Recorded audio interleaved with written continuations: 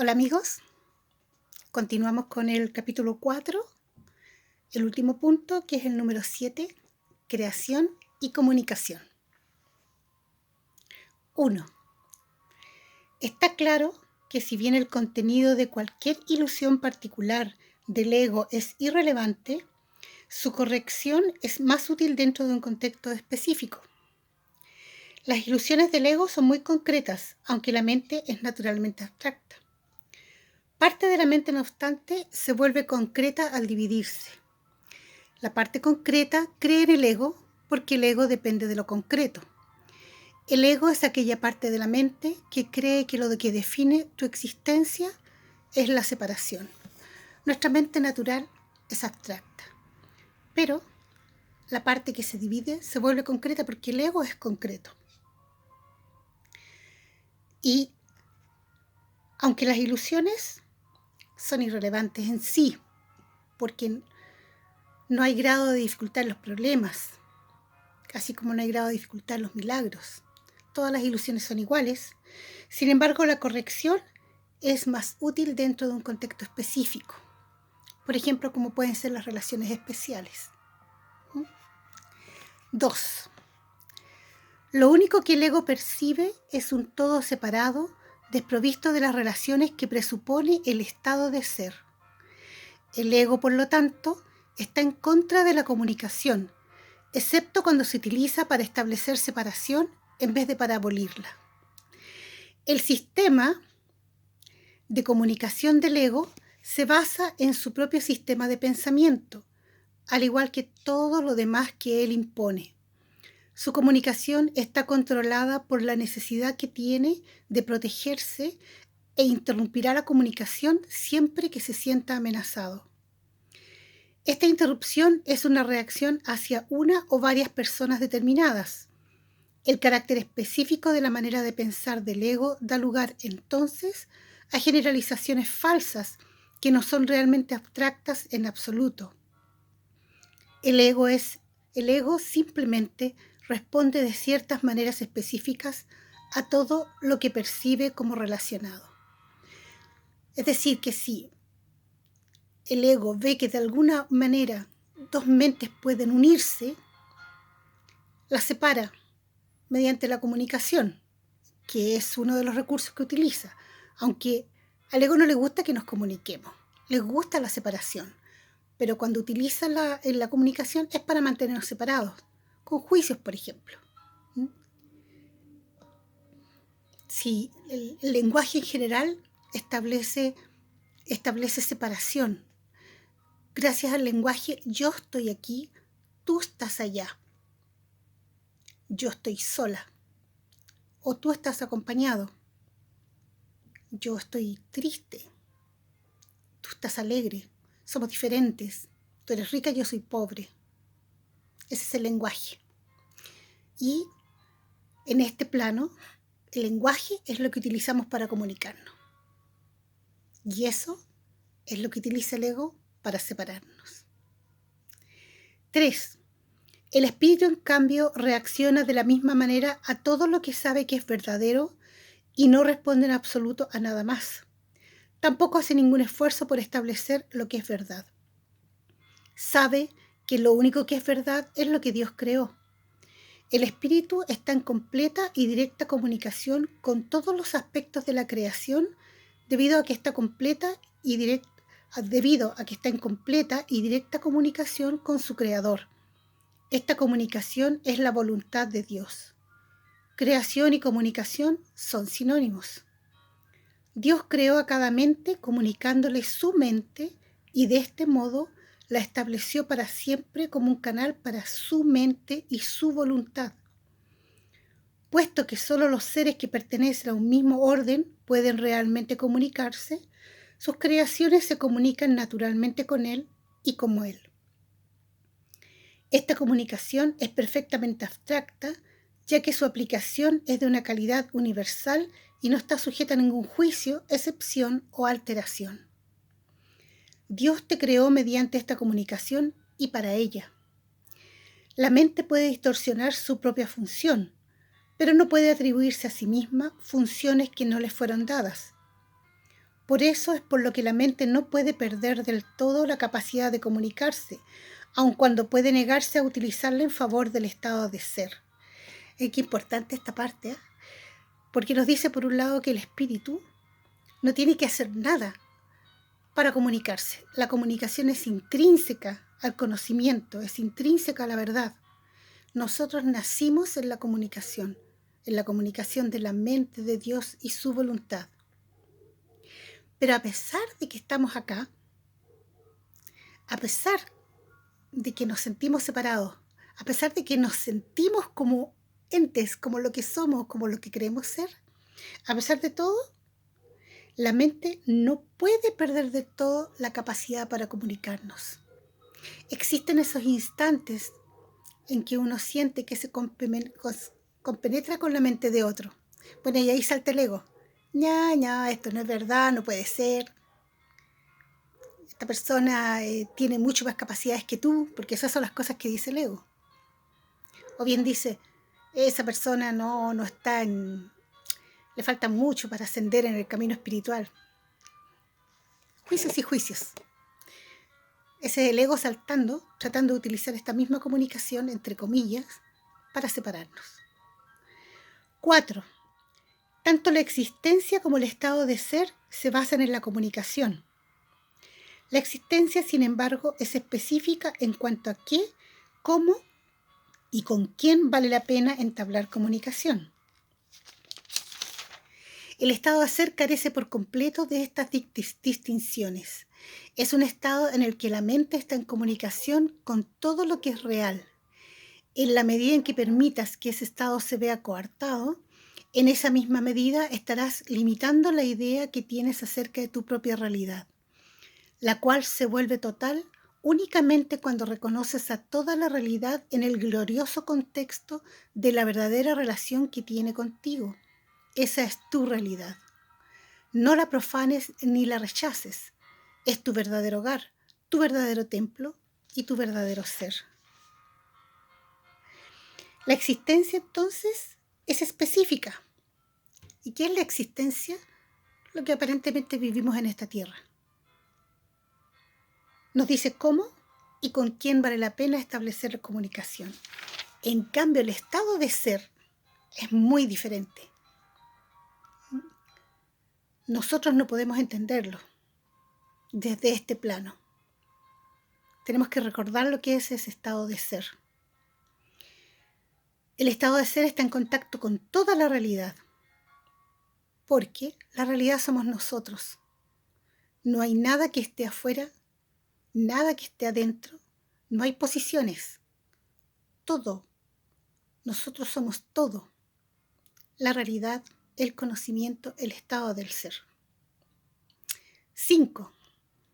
Dios, que abarca todo lo que existe, creó seres que lo tienen todo individualmente, pero que quieren compartirlo para así incrementar su dicha.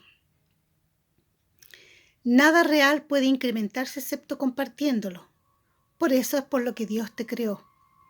La abstracción divina se deleita compartiendo. Eso es lo que significa la creación. Las preguntas ¿qué?, ¿cómo? ¿Y con quién?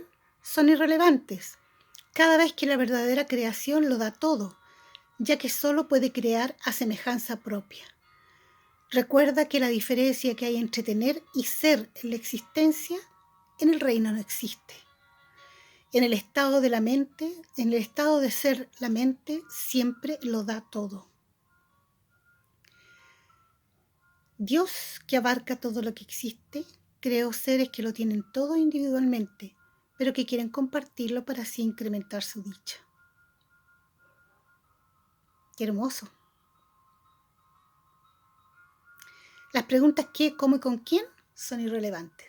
Esas cosas solamente son o aparentan ser importantes aquí, donde nosotros aparentamos existir, donde nosotros no compartimos, no vivimos un estado de compartir, no sentimos esa alegría de compartir, salvo raras excepciones.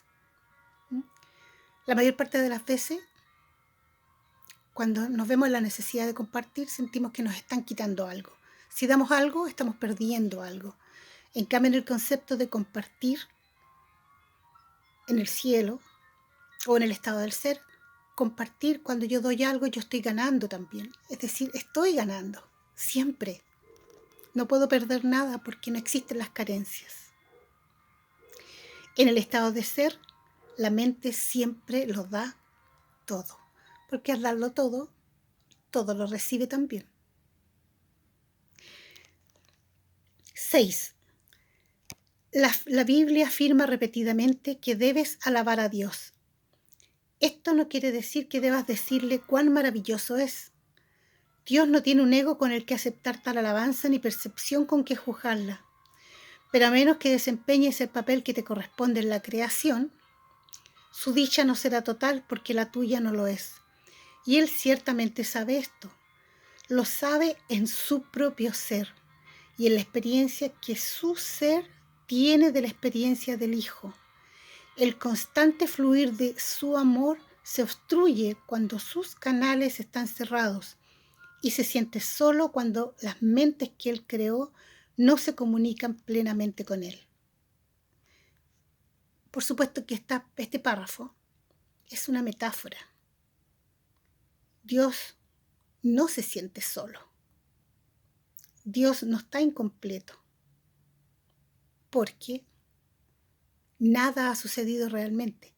Pero Jesús utiliza estas metáforas para ayudarnos a entender, para darnos una idea de lo que significa para un padre sentir la tristeza del hijo y sufrir por él. Es una forma de acompañarnos en este tránsito aparente por esta tierra tan terrible, tan espantosa. Pucha, qué difícil este mundo que imaginamos. Qué difícil y qué doloroso. Pero irreal. 7. Dios ha salvaguardado tu reino, pero hasta que no lo conozcas con toda tu mente, Él no puede compartir su gozo contigo. La revelación no es suficiente porque es una comunicación de Dios hacia ti solamente. Dios no tiene necesidad de que se le devuelva la revelación, lo cual sería claramente imposible, pero sí desea que se transmita a otros. Esto no se puede hacer con la revelación en sí, pues su contenido no puede ser expresado debido a que es algo sumamente personal para la mente que lo recibe. No obstante, dicha mente lo puede extender a otras mentes mediante las actitudes generadas por la sabiduría que se deriva de la revelación. ¿Cómo podemos compartir entonces la revelación? La revelación no se puede compartir, porque es una experiencia, personal, es una experiencia que no se puede poner en palabras. Y es una experiencia que viene de Dios hacia nosotros y no puede ser de nosotros hacia Él. Él no necesita que le revelen nada. Nosotros sí. Nosotros necesitamos esos instantes de sabiduría o de conocimiento o de percepción correcta. ¿Y cómo la podemos compartir? A través de las actitudes que la sabiduría deriva de la revelación. Y eso es, por supuesto que sí. A medida que vamos aprendiendo, nuestra actitud con nuestros hermanos cambia. Y al cambiar, nuestra mente se va uniendo a la de ellos. Y es inevitable. 8. Dios es alabado cada vez que una mente aprende a ser completamente servicial. Esto, sin embargo, es imposible a menos que también aprenda a ser completamente inofensiva. Pues ambos conceptos tienen que coexistir. Los que son verdaderamente serviciales son a su vez invulnerables, porque no protegen a sus egos y por lo tanto nada puede hacerles daño. Su espíritu servicial es la manera en la que alaban a Dios y Él les devolverá las alabanzas que le hagan porque ellos son como Él y pueden regocijarse juntos. Dios se extiende hasta ellos y por medio de ellos y una gran alegría cunde por todo el reino. Cada mente que ha sido transformada contribuye a aumentar esta alegría al estar individualmente dispuesta a compartirla. Los verdaderamente serviciales son los obradores de milagros de Dios, a quienes yo dirijo hasta que estemos todos unidos en el júbilo del reino. Te dirigiré allí donde puedas ser verdaderamente servicial y a quien a quien pueda seguir su dirección a través de ti. Qué bonitos estos conceptos, porque una vez más Jesús les da un sentido completamente distinto al que conocemos aquí en la tierra. Para ser servicial, tenemos que estar al servicio. ¿Al servicio de qué? De cumplir nuestra función aquí en la tierra. ¿Y cuál es nuestra función? Perdonar. Esa es nuestra función, es todo lo que tenemos que hacer para poder ser obradores de milagro. Teniendo bien claro que los milagros no los obramos nosotros, sino que se obran a través de nosotros. Jesús se encarga de eso. Dios no tiene ego. Por lo tanto, las alabanzas que nosotros le dediquemos, que le digamos lo maravilloso, estupendo, genial que es, no le llegan. La única alabanza que le podemos dedicar a Dios es nuestro agradecimiento.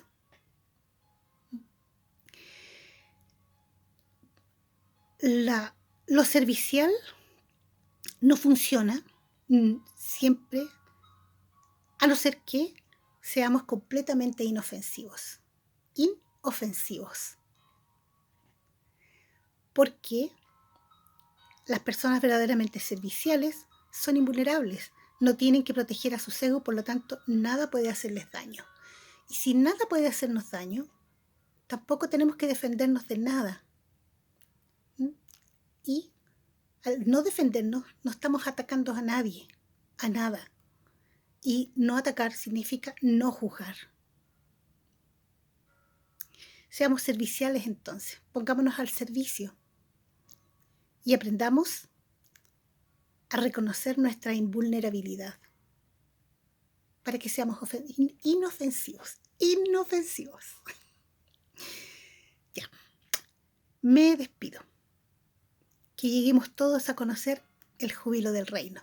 Nos queda un camino largo todavía, un camino de vida, pero es un hermoso camino. Los dejo. Chau, chau.